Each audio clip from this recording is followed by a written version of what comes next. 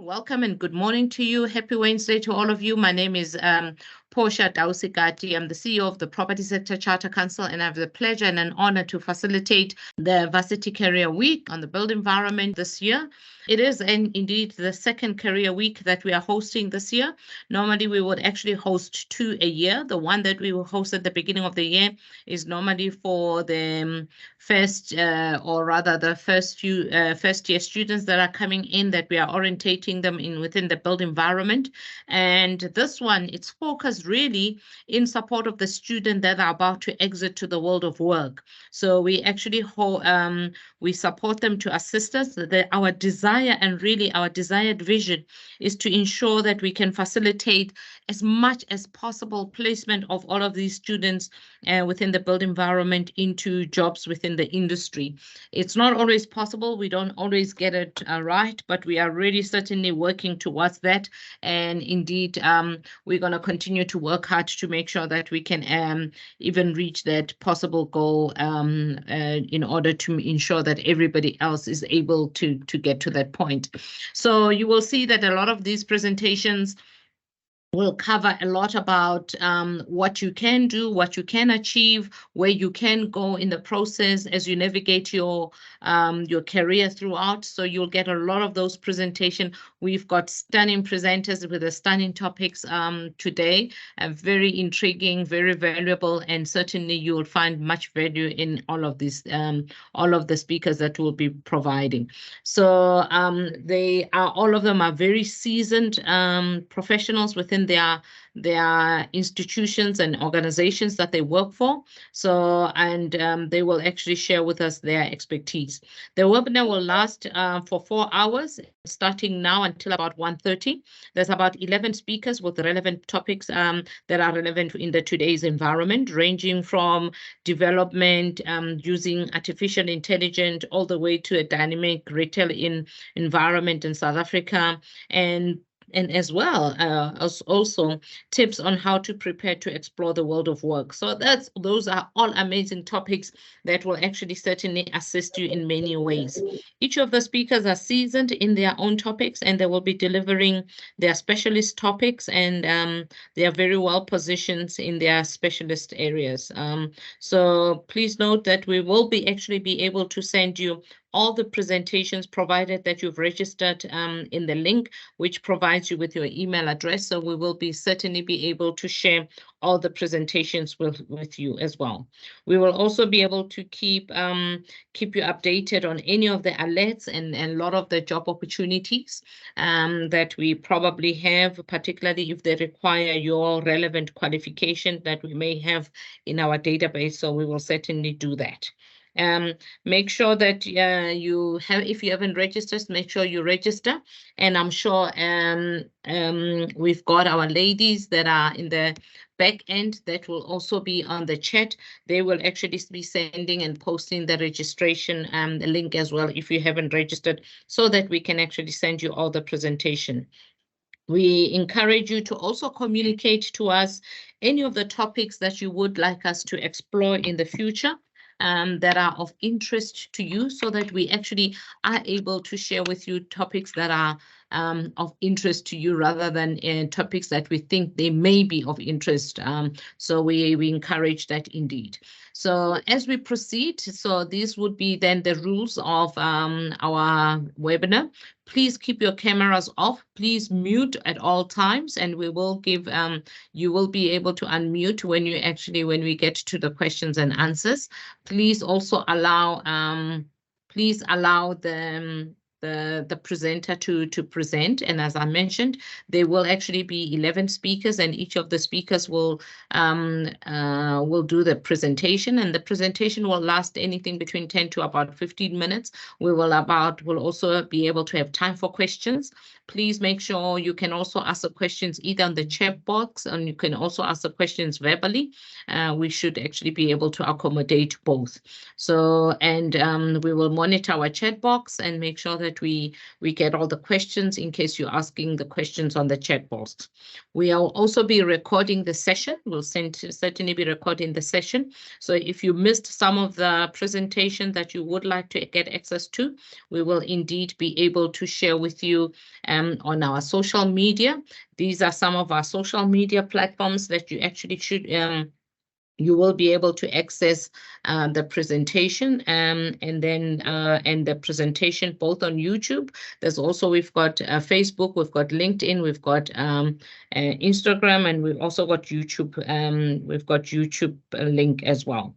So without any waste of time, let me actually get into my presentation as I just give you an overview really on the Property Sector Charter Council.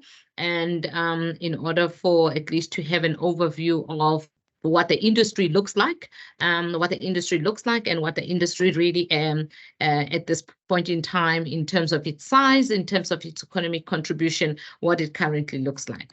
So basically, the Property Charter Council is actually, just to give you an overview who we are. We are actually a council that actually its main mandate is to enhance transformation and to factor in unique characteristic and knowledge, and to deepen the meaning of participation of all participants within the property industry in the mainstream of the Property Sector Charter. That's who we are in terms of the Property Sector Charter Council. We've got various members. A lot of these members are the members that you would know. We've got Public Works, we've got Human Settlement, we've got Listed Sector, which is REITs, we've got SAPOA, Owners Association, Facility Management, we've got Rebosa, which is Real Estate Business Owners South Africa, PIC is our owner, Services SITA, and Property Chamber. We've also got we've got WPN, which is Women Property Network. We've got the Shopping Center Council, which is one of our members. We've got also a lot of some of those that you also know, which is YIPA, some of your proud members. Most of you are proud members of YIPA. We've got Green Building Council. We've got IREM, that's also in the agenda for today. We've got SIBIP, South African Black Property Practitioners, also in. We've got DPE, which is Department of Public and Enterprise. They own a lot of property, so we've got a lot of those as well. We've got a number of regulators as well. We've got PPRA, which was previously known as State Agency of South Africa. So PPRA stands for Property Practitioner Regulatory Authority. So they regulate a number of some of the sectors that we have in our industry. We've got that as members. We've got SHRA, which is Social Housing Regulatory Authority. That's our members. We've got CSOS, which was Community Scheme Ombudsman. It's also our member. We've got NHFC as well, which is actually National Housing Corporation. We've got NEDLAC, we've got NAMA, National Managing Agents, we've got SHCPVP, which is the regulator for valuers. So we've got all of those members. Anybody that you know of that is in the property sector will be a member of the Property Sector Charter Council. So these are the members that we currently have, as part of our members that we currently have. Now, as the Property Sector Charter Council, as we drive transformation, one of the things that we actually became very cognizant of was the fact that we needed to understand the environment that we operate in. We needed to know very clearly and very articulately, be able to articulate the kind of environment we operate in, both in terms of size and both with economic contribution. It was based on that we then, as the Property Sector Charter Council, we then formed a research committee, which is made up of a number of some of your academics, academic professors in the various institutions. Some of them are heads of units, research units in the various entities. So we produce a number of those reports. So our aim in terms of this research is to create a consolidated body of knowledge which fosters consistent understanding of the property sector charter, or rather of the property sector as a whole. So I'm going to just give you a couple of highlights in terms of what we're talking about as the property sector. And when we refer to the property sector, what is the size? The last time we did this research, and we are actually updating the research, it's actually quite an intriguing research at the time, and that was about just prior, and we were just about to update it before COVID in 2020. And then obviously we were stopped through in our tracks because of COVID, but it said the market was 5.8 trillion. 5.8 trillion is made up of 4 subsegments. The first subsegment was the commercial, which is 1.3 trillion.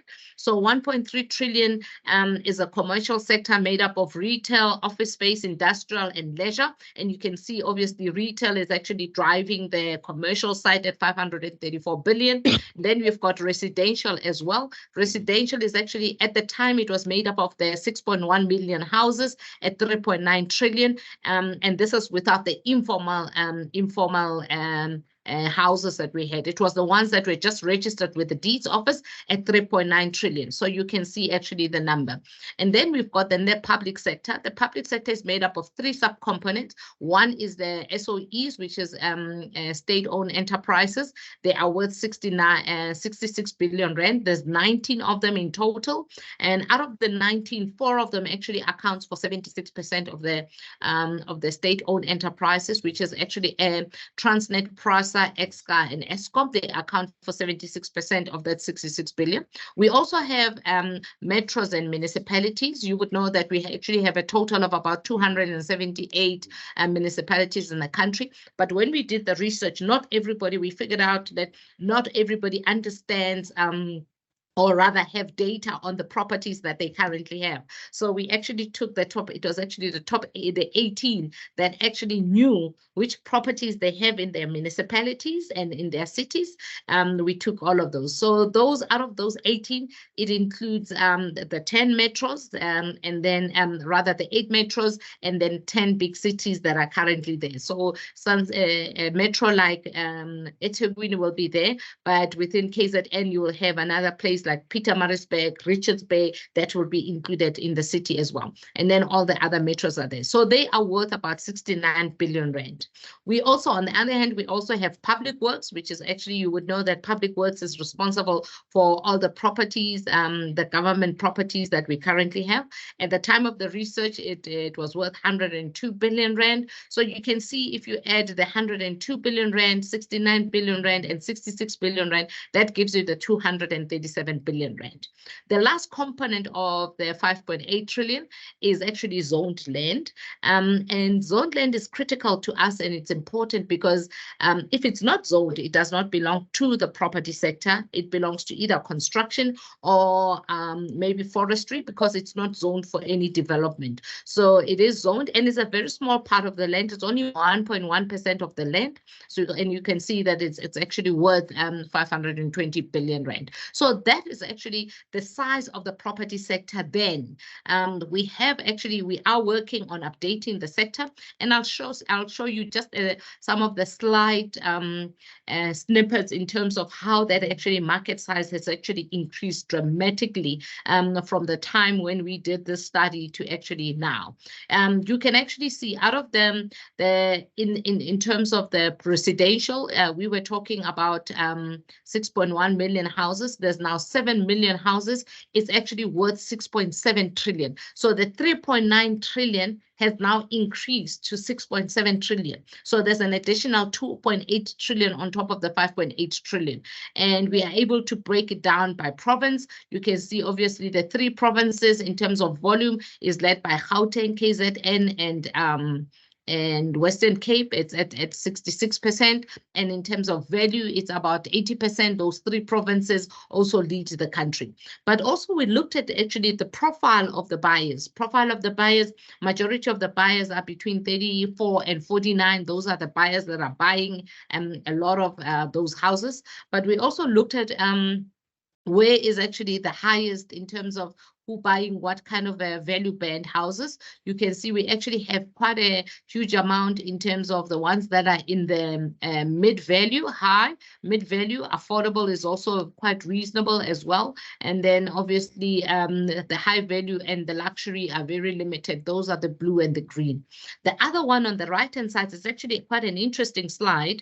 And it's actually to show you that as we speak, females are actually the highest buyers currently. We've got more females that are buying houses currently as we speak than we currently have males.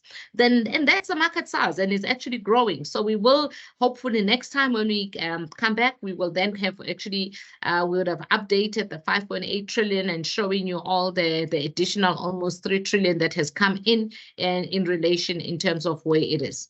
But not only are we interested in understanding the market size of the property industry, we also we want to understand its economic impact. So from its economic impact, we looked at basically what do we contribute from the 5.8 trillion. So we looked at the expenditure that the property sector contributes 132 billion rand in terms of expenditure, and we contribute about 132 in terms of GDP. We give to the fiscus about 62 in terms of our taxes, and we also create 278,000 jobs. We are able to break it down by residential, commercial, and we further break it down. So, and we look at a lifespan of a property sector from origination to management to disposal. So you can see all of the numbers. So you can see that obviously even from the jobs, residential contributes about 148,000, and commercial about 116, end of cycle about 14,000. But you can see in terms of contribution from taxes, from the GDP. So you can see that property sector is actually one of the biggest contributors in the country. So it is actually indeed a very prominent sector. Actually, the last count that the Reserve Bank did for the country is worth 7.6 trillion.